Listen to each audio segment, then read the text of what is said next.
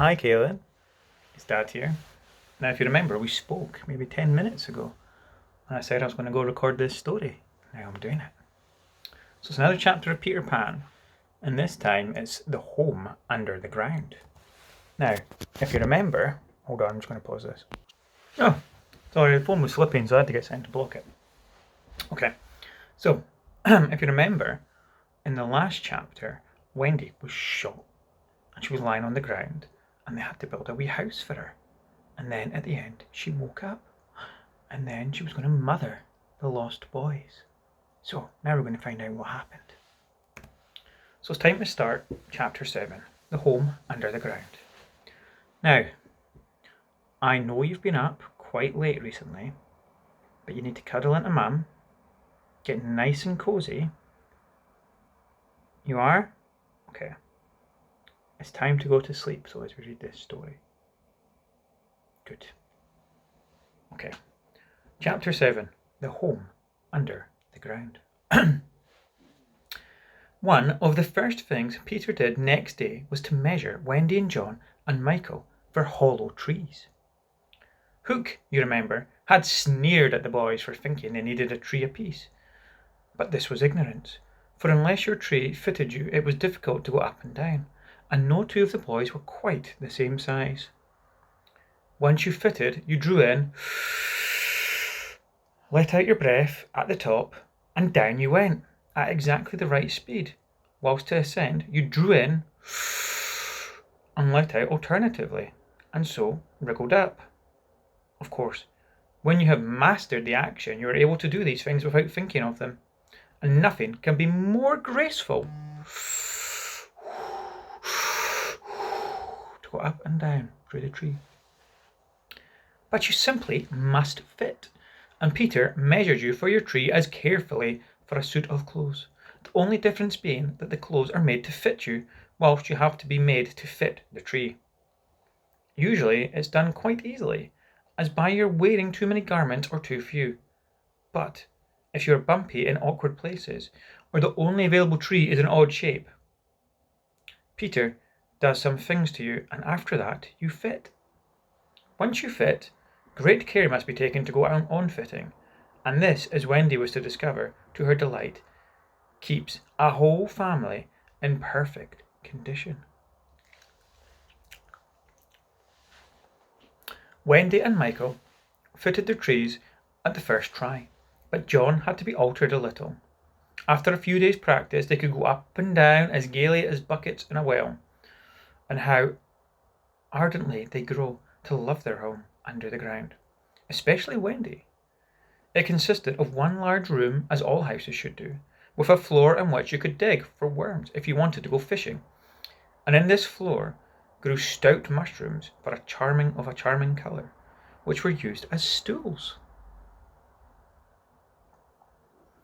A never tree tried hard to grow in the centre of the room, but every morning they sewed the trunk through, level with the floor. But by tea time it was always about 2 feet high, and then they put a door on top of it, and the whole thus becoming a table. As soon as they cleared away, they sewed off the trunk again, and thus there were more room to play. There was an enormous fireplace, which was at almost any part of the room where you cared to light it, and across this Wendy stretched strings made of fibre for which she suspended her washing. The bed was tilted against the wall by day, and let down at 6:30, when it filled nearly half the room, and all the boys slept in it, except for Michael, lying like sardines in a tin. There was a strict rule against turning around until one gave the signal. Then all turned at once. Michael could have used it also, but Wendy would have desired a baby, and he was the littlest, and you know what women are, and the short and long of it is that he was hung up in a basket. I don't know if you could say that nowadays. It was rough and simple, and not unlike what baby bears would have made of an underground house in the exact same circumstances. But there was one recess in the wall, no larger than a bird cage, with which the private apartment of Tinker Bell was. It could be shut off from the rest of the house by a tiny curtain, which Tink, who was most fastidious particular always kept drawn when dressing or undressing. No woman, however large, could have had more exquisite boudoir, dressing room, and bedchambers combined. The couch, as she always called it, was a genuine Queen Mab, with club legs, and she varied the bed sheets according to what fruit blossoms were in season. Her mirror was a Puss in Boots, of which there are now only 3, unchipped, known to fairy dealers. The washstand was pre-crust and reversible, and the chest of drawers unauthentic, charming, the 6th. And the carpet and rugs, the best in the early period of Marjorie and Robin. There was a chandelier from Tiddlywinks for the look of the things, but of course she lit the residence herself. Tink was very contemptuous of the rest of the house, as indeed was perhaps inevitable, and her chamber, though beautiful, looked rather conceited, having appearance of a nose permanently turned up.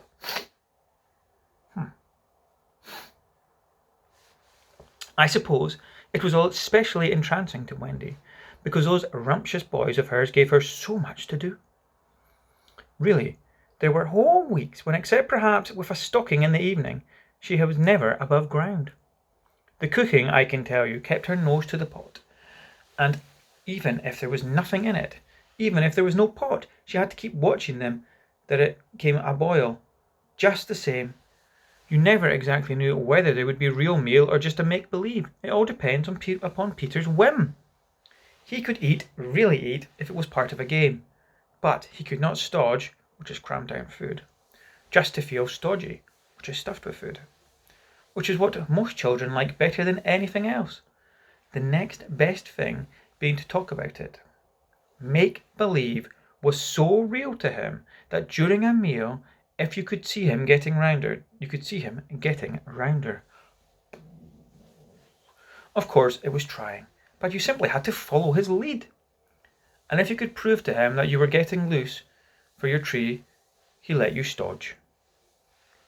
Wendy's favourite time for sewing and darning was after they had all gone to bed. Then, as she expressed it, she had a breathing time for herself, and she occupied it in making new things for them, and putting a double piece on the knees, for they were all mostly frightfully hard on their knees. And when she sat down on a basket of their stockings, every heel with a hole in it, she would fling up in her arms and explain, "Oh dear, I am sure I sometimes think spinsters are to be envied." That's people with no kids. Her face beamed when she explained this. You remember about her pet wolf? Well, it was very soon discovered that she came to the island and it found her out, and they just ran into each other's arms, and after that it followed her about everywhere. As times wore on, she did think much about her beloved parents she had left behind her. Well, this is a difficult question, because it is quite impossible to say how time does wane in the Netherlands, where it is calculated by moons and suns, and there are ever so many more of them than on the mainland. But I am afraid that Wendy did not really worry about her father and mother. She was absolutely confident that they would always keep the window open for her to fly back by, and this gave her complete ease of mind. What did disturb her at times was that John remembered his parents vaguely only, as people he had once known, whilst Michael was quite willing to believe that she really was his mother. These things scared her a little, and nobly anxious to her duty, she tried to fix the old life in their minds by setting them examination papers on it, as like as possible to the ones that she used to do at school. The other boys thought this awfully interesting, and insisted in joining, and they made slates for themselves, and sat around the table writing and thinking hard about the questions she had written on another slate and passed around. They were the most ordinary questions. What was the colour of Mother's eyes? Which was taller, father or mother? Was Mother blonde or brunette? Answer all 3 questions if possible. A. Write an essay of not less than 40 words on how I spent my last holiday, or the character of father and mother compared. only one of those to be attempted. Or 1. Describe mother's laugh. 2. Describe father's laugh. Or 3. Describe mother's party dress. Or 4. Describe the kennel and its inmate, which was Nana. They were just everyday questions like these, and when you could not answer them, you were told to make a cross, and it was really dreadful what a number of crosses even John made. Of course, the only boy who replied to every question was Slightly, and no one could have been more hopeful of coming out first. But his answers were perfectly ridiculous, and he really came out last. A melancholy thing. Peter did not complete. For one thing, he despised all mothers except Wendy. And for another, he was the only boy on the island who could neither write nor spell, nor the smallest word. Not the smallest word. He was above all sort of things. By the way, the questions were all written in the past tense. When? What was the colour of mother's eyes? And so on. Wendy could see. Wendy, you see, had been forgetting too. Adventures, of course, as we shall see, were of daily occurrence. But about this time, Peter invented, with Wendy's help, a new game that fascinated him enormously, until he suddenly had no more interest in it. Which, as you've been told, was what happens with his games. It consisted of pretending not to have adventures, and doing the sort of things John and Michael had been doing all their lives, which is sitting on stools, flinging balls in the air, pushing each other, going out for walks, and coming back without having killed so much as a grizzly. To see Peter doing nothing on a stool was a great sight. He could not help looking solemn at such times. To sit still seemed to him such a comic thing to do. He boasted that he had gone walking for the good for his health. For several sons there were most novel of all adventures to him, and John and Michael had to pretend to be delighted also, otherwise he would have to treat them severely. Peter doesn't seem very nice. He often went out alone, and when he came back you were never absolutely certain whether he had been on an adventure or not. He might have forgotten it so completely that he had said nothing about it, and then when you went on about you'd found the body, and on the other hand you might say a great deal about it, and yet you could not find the body. That's confusing. Sometimes he came home with his head bandaged, and then Wendy cooed over him and bathed it in lukewarm water, whilst he told a dazzling tale. But she was never quite sure, you know. There were, however, many adventures which she knew to be true, because she was in them for herself, and there were still more than were at her last party true, for the other boys were on them, and they said the whole true. They said they were wholly true.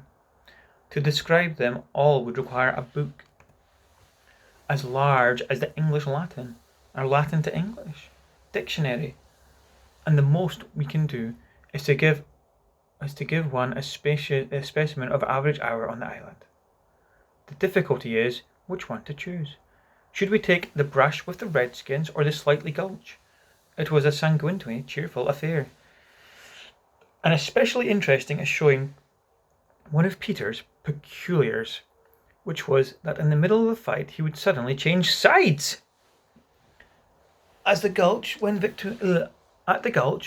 victory was still in the balance, sometimes leaning this way and sometimes out, he would call, "I'm Redskin today. What are you, Toodles?" And Toodles answered, "Redskin. What are you, Nibs?" And Nibs said, "Redskin. What are you, Twins?" And so on and so on. They were all Redskins. And of course this would have ended the fight, and had not the real Redskins, fascinated by Peter's methods, agreed to be lost boys for that once. And so at it they all were again, more fiercely than ever. So the lost boys became Redskins, and the Redskins decided that they were going to pretend to be lost boys. And then they all fought. The extraordinary upshot of this adventure was, but we have not yet decided yet that this is the adventure we are to narrate. Perhaps a better one would be the night attack by the Redskins on the house under the ground, when several of them stuck in the hollow tree and had to be pulled out like corks. Or we might tell how Peter saved Tiger Lily in the Mermaid's Lagoon, and so made her his ally. Or we could tell of the cake the pirates cooked so that the boys might eat it and perish, and how they placed it in one cunning spot after another, but always Wendy snatched it from the hands of her children, so that in time it lost its succulence and became as hard as stone, and was used as a missile, and Hook fell over in the dark. We'll have to see what adventure we read. Or suppose we tell of the birds that were Peter's friends, particularly of the Never bird that built in a tree overhanging the lagoon, and how the nest fell into the water, and still the bird sat on her eggs, and Peter gave orders that she was not to be disturbed. That is a pretty story, and the end showed how grateful a bird can be. But if we tell it, we must also tell the whole adventure of the lagoon, which would of course be telling 2 adventures rather than just one. A shorter adventure, and quite as exciting, was Tinker Bell's attempt, with the help of some street fairies, to have the sleeping Wendy conveyed on a great floating leaf to the mainland. Fortunately, the leaf gave way and Wendy woke, thinking it was bath time, and swam back. Or again, we might choose Peter's defiance of the lions, when he drew a circle around him on the ground with an arrow and dared them to cross it, and though he waited for hours with the other boys and Wendy looking on breathlessly from the trees, not one of them dared to accept his challenge. Which of these adventures shall we choose? Which one? The best way will be to toss for it. I have tossed for it, and the lagoon has won. This almost makes one wish that the gulch or the cakes or the tinker leaf was won. Of course, I could do it again and make it best out of 3. However, perhaps fairest is to stick to the lagoon.